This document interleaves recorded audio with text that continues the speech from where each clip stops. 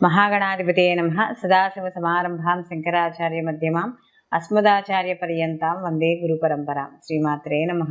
ప్రేక్షకులందరికీ స్వాగతం. కుజగ్రహ మార్పు. ఈ కుజగ్రహ మార్పు అనేది మనకి ప్రతి 45 రోజులకి ఇంచుమించు ఒకసారి మనకి జరుగుతూనే ఉంటుంది. మధ్యలో కుజుడు వక్రీకరించడం, స్తంభించడం ఇలాగా మనకి జరుగుతూ ఉంటాయి. అయితే ఈ కుజుని యొక్క సంచారాన్ని అనుసరించి ఇక్కడ ద్వాదశ రాశుల వారికి శుభాశుభ ఫలితాలు అనేవి ఉంటాయి. అంటే అక్కడ కుజుడు ఉండే స్థితిని బట్టి ఏ భావంలో ఉన్నాడు, ఆ భావాధిపతి ఎవరు, ఇవన్నీ కూడా మనం లెక్కలోకి తీసుకున్న ద్వారా మనకి ఈ మిగిలిన అంటే ఈ ద్వాదశ రాశుల వారికి కూడా వాళ్ళకి ఎటువంటి పనులు చేపట్టవచ్చు, ఎటువంటి పనులు చేపట్టకూడదు, అసలు వాళ్ళకి ఉండే ఆ యొక్క కుజుని యొక్క ప్రభావం వాళ్ళ యొక్క జీవితం మీద ఆ 45 రోజుల పాటు ఎలా ఉంటుంది, ఇలా రకరకాల మార్పులు ఏం జరుగుతాయి, ఇవన్నీ కూడా మనకి తెలుసుకోవడానికి ఎక్కువ ఆస్కారం అనేది ఇక్కడ మనం గోచార పరంగా మనకి కనబడుతూ ఉంటుంది. అయితే గత కొంతకాలంగా కుజుని యొక్క సంచారం అనేది కాస్త కొంచెం అంటే కొద్దిగా ఏం జరుగుతుందో ఈ కుజ మార్పు వల్ల అనే ఒక కొద్దిగా భయం అనేది కనబడుతుంది. అంటే ఆ ఇచ్చే ఫలితాల వల్ల భయం. కారణం ఏంటంటే ఈ యొక్క కుజుడు ఇటు రవితోనూ అలాగే శని భగవానుతోనూ రాహుతోనూ కూడా కలిసి ప్రయాణం చేయడం అనేది జరుగుతోంది. కాబట్టి ఈ 3 గ్రహాలు కూడా మనకి పాపగ్రహాలు, అందులో భ్రమని కలిగించే గ్రహాలు, కాస్త కొంచెం ఇంకొకటి బద్ధకం కావచ్చు, క్రోధము. కుజుడు కూడా కొంచెం హైపర్ కొద్దిగా కొంచెం టెంపర్ ఉండేటట్టుగానే మనకు కనబడుతూ ఉంటాడు. ఆయన సైన్యాధ్యక్షుడు కాబట్టి ఎప్పుడూ కూడా ఒక ఉద్రేకం, కోపంతో కలిగి ఉంటూ ఉంటాడు కుజుడు. అలాంటి కుజుడు మిగిలిన పాపగ్రహాలతో కలిసినప్పుడు కొంత శుభ ఫలితాలు ఇవ్వడం అనేది తగ్గుతుంది. కాబట్టి అసలు నిజంగా కుజుడు ఈ యొక్క సంచారం వల్ల అంటే ఇంచుమించు ఈయన మార్చి 15 నుంచి అంటే ఈయన ఉచ్చస్థితి ఎప్పుడైతే దాటాడో, ఉచ్చస్థితిని దాటిన తర్వాత మార్చి 15 నుంచి ఏప్రిల్ 23 వరకు కూడా ఈయన శనితో కలవడం, అలాగే మళ్ళీ ఏప్రిల్ 23 నుంచి కూడా ఈయన జూన్ 1వ తారీఖు వరకు కూడా ఈయన రాహుతో కలిసి ప్రయాణం చేయడం అనేది జరుగుతుంది. కాబట్టి ఈ యొక్క 2 శనికి కుజుడికి కూడా పడదు, అలాగే రాహుకి కుజుడికి కూడా పడదు. కాబట్టి ఈ 2 గ్రహాలతో కలిసి ప్రయాణం చేయడం ద్వారా కుజుడు ఎటువంటి మార్పుల్ని, ఫలితాన్ని ఇవ్వబోతున్నాడో ఇప్పుడు మనం తెలుసుకుందాం.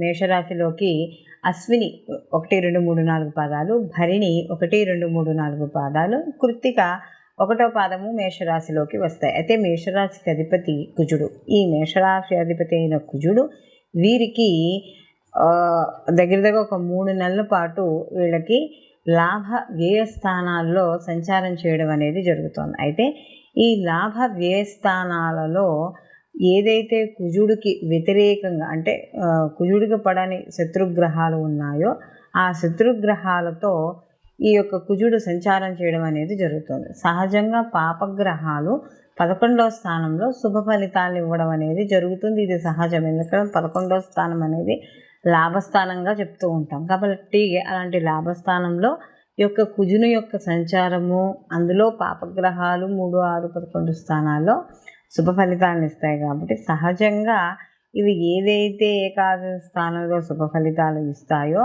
అవి బాగుంటాయి. అయితే ఇక్కడ ఈ యొక్క కుజుడు శని భగవానుతో కలవడం వల్ల ఎలా ఉంటుందంటే మామూలుగా అయితే లాభస్థానంలో ఉన్నప్పుడు ఆరోగ్య సమస్యలు అనేవి ఉండవు. కానీ ఇక్కడ ఈ ఆరోగ్య సమస్యలు అనేవి సామాన్యంగా ఉంటాయి, తగ్గుతాయి, మళ్ళీ వస్తాయి. అంటే ఇక్కడ శనితో కలిసి ఉన్నాడు, శత్రుగ్రహంలో స్థానంలో కలిసి ఉన్నాడు. కాబట్టి ఇక్కడ ఆరోగ్యపరంగా కానీ చూసుకున్నప్పుడు కొంతవరకు వీళ్ళకి అనుకూలత ఉండడం అనేది జరుగుతుంది.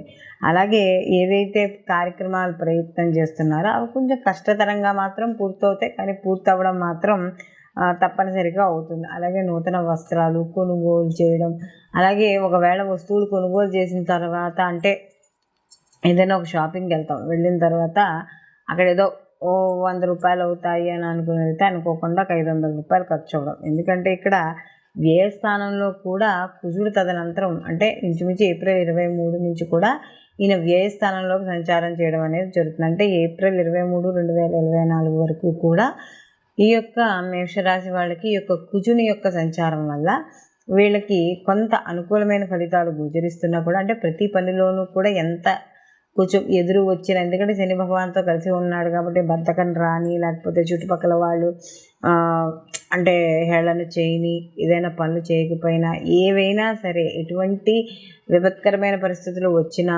కూడా అప్పుడప్పుడు ధైర్యం కోల్పోతున్నామని తెలిసినా కూడా మళ్ళీ ధైర్యాన్ని తెచ్చుకుని ఆ పని మీద విజయం సాధించడానికి ముందుకు వెళ్ళడం అనేది జరుగుతుంది. అయితే ఇక్కడ వీళ్ళకి ముఖ్యంగా చూసుకున్నప్పుడు ఈ యొక్క మేషరాశి వాళ్ళకి వ్యయస్థానంలో కూడా ఏప్రిల్ 23 నుంచి సంచారం చేయడం అనేది జరుగుతుంది.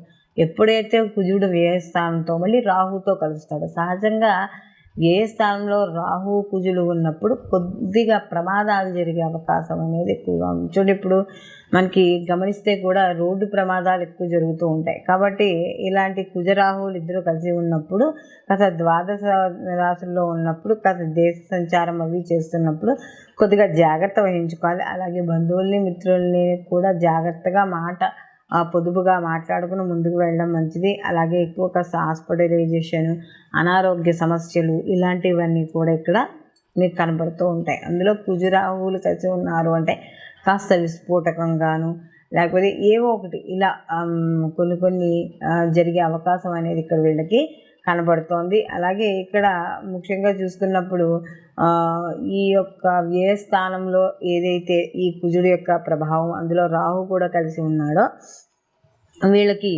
కొంత దేశ సంచారము లేదా దూర ప్రయాణాలు ఇలాంటివి కూడా ఏర్పడే అవకాశం అనేది కనబడుతోంది. అలాగే మనకి జన బంధు విరోధాలు కూడా ఏర్పడతాయి.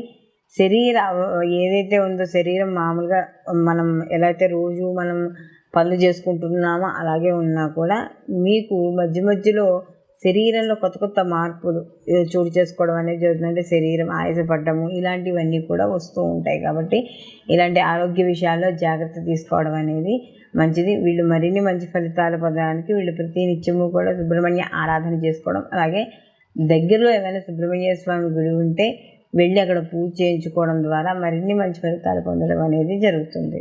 మనం ఏ రాశికి ఆ రాశికి సంబంధించి ఈ కుజుడు యొక్క ప్రభావం వల్ల, అంటే మిగిలిన పాపగ్రహాలతో కలవడం వల్ల ఇటువంటి ఫలితాలు వస్తున్నాయి అని చెప్పుకున్నాం. అయితే ఇక్కడ ఈ కుజుడు కూడా ఈ యొక్క జన్మ జాతకంలో కూడా, అంటే వ్యక్తిగత జాతకంలో కూడా ఇదే గ్రహాలతో కలిసి ఉంటే కొంచెం ప్రభావం అనేది ఎక్కువగా ఉంటుంది. కాబట్టి ఇలాంటి ప్రభావాన్ని తగ్గించుకోవాలన్నప్పుడు కుజుడికి సంబంధించిన స్తోత్రాలు కానీ, లేదా కుజుడికి అధిష్టాన దేవత అయిన సుబ్రహ్మణ్య ఆరాధన కానీ ఇలాంటివి చేయడం ద్వారా కొంత వీటి యొక్క తీవ్రత అనేది తగ్గుతుంది. అయితే వీటితో పాటు, అంటే ఇది గోచార ఫలితం అయినా కూడా, గోచార ఫలితంలో కూడా మనకి ఈ మంచి చెడు, అంటే మనకి ఈ యొక్క ఏవైతే ఈ గ్రహాల వల్ల మనకు వచ్చే ఇబ్బంది, అంటే ఆ యొక్క సంచారం వల్ల ఇబ్బంది ఏవైతే ఉన్నాయో ఆ ఇబ్బందులను తగ్గించుకోవడానికి మాత్రం దైవారాధన అనేది చాలా అవసరం. కాబట్టి ఈ యొక్క గోచార ఫలితాలతో పాటుగా జన్మజాతక ఫలితాలు కూడా అందరూ తప్పకుండా పరిశీలన చేసుకోవాలి. కానీ ఇదే సమయంలో సేమ్ జన్మజాతకంలో కూడా ఇదే స్థితి కానీ ఉన్నట్టు ఎవరికైనా ఉంటే వాటి ప్రభావం అనేది కొంచెం ఎక్కువగా ఉండడం, మంచైనా చెడైనా కాస్త ఉంటుంది. కాబట్టి అలాంటి విషయాల్లో జాగ్రత్త తీసుకుంటూ మనం ఏవైతే రెమెడీస్ చెప్పుకున్నామో ఆ రెమెడీస్ని చేసుకోవడం ద్వారా కొంత ప్రతికూల ఫలితాలు తగ్గి అనుకూలమైన ఫలితాలు పొందడం అనేది జరుగుతుంది. సర్వేజన సుఖినో భవంతు. లోకా సంస్థ సుఖినో భవంతు.